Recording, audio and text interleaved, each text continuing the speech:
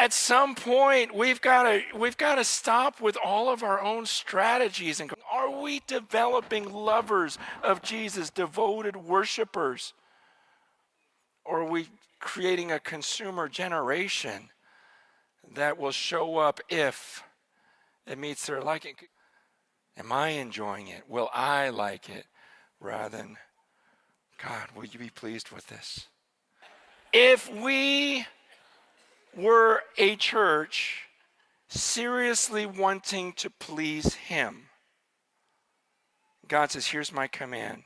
I want you to love one another just as I've loved you. How many of us have even conceived of doing that? Do you believe you could be perfectly one? Is that your goal when you gather with the other believers? Because God wants it to be a goal. This is Jesus' dying prayer. You know what's going to make the world believe? Is if you become perfectly one. No one believes in the destruction anymore. No one believes in a day of judgment. And God says, well, if you guys were unified, they would. At some point, we've got to stop with all of our own strategies. We all know churches in America are way too consumer driven. We know that, right? But who's going to change that? You want to please him tonight? Then believe.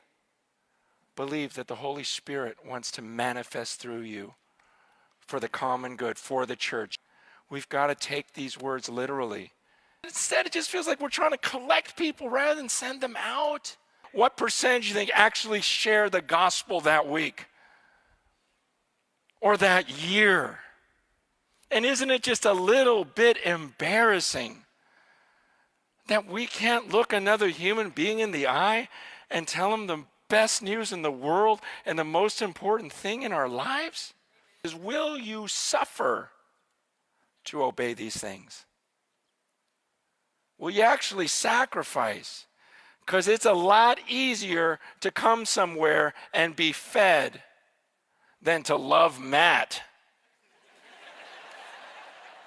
As much as Christ loved you. As much as the Father loves the Son.